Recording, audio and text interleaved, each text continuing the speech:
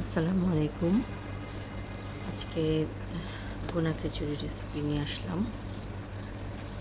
একদম সহজ উপায়ে কম মশলা দিয়ে কীভাবে পারফেক্ট ঝরঝরা এই টাইপের একটা ভুনা খিচুড়ি রান্না করা যায় সেটার রেসিপি এখন দেখাবো।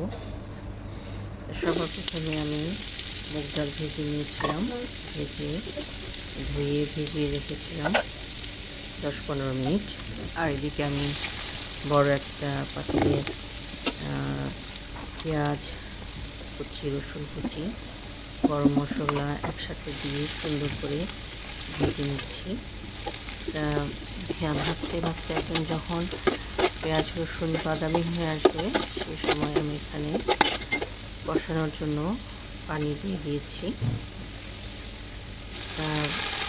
কষানো পানি দেওয়ার পর এখানে আমি লবণ দিয়ে দিলাম, আর সাথে দিয়েছি সামান্য হলুদের গুঁড়া বেশি একটা দিব না, অল্প পরিমাণে দেবো।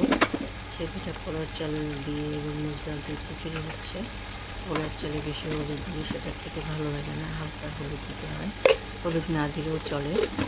আর এখানে দিলাম একটু আদা রসুন বাটা আর জিরা বাটা, জিরা পাউডার, ধনিয়ার গুঁড়া সামান্য একটু, খুব বেশি না, দিয়ে এখন মশলাটা সুন্দর করে নেড়ে চেড়ে কষিয়ে নিচ্ছি।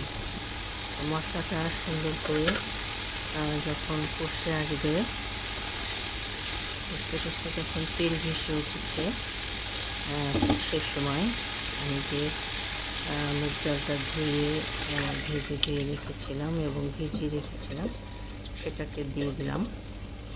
দিয়ে এখন এখানে ডালটা নেড়ে চেড়ে দিচ্ছি। ডালটা কিছুটা সময় সিদ্ধ করব, যেহেতু মুগ ডাল এটা সিদ্ধ হতে সময় লাগে, এই কারণে ডালটা আগে দিয়ে আমি আধা সিদ্ধ করে নেব। পুরো 100% সিদ্ধ করব না, 60% সিদ্ধ করব। এখন ডালটা প্রায় 60% সিদ্ধ কাছাকাছি এসেছে, সে সময় আমি কাঁচামরিচ দিয়ে দিলাম। কাঁচামরিচটা বেশি আগে দিলে কাঁচামরিচ একদম গলে গিয়ে মিশে যায়, এটা খেতে আসলে ভালো লাগে না, তো পরে কাঁচামরিচ দিতে হবে। এরপর যখন ডালটা 60% সিদ্ধ হয়ে এসেছে তখন আমি ধুয়ে রাখা পোলাও চাল এখানে দিয়ে দিলাম। দিয়ে এখন একসাথে সুন্দর মতো নেড়ে চেড়ে দিচ্ছি। এখানে আমি চাল সিদ্ধ হওয়ার জন্য কিছুটা পানি দিয়ে দিব।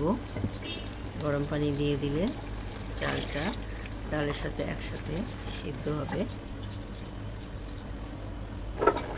আর এখানে আমি চাল ডাল যখন কিছুটা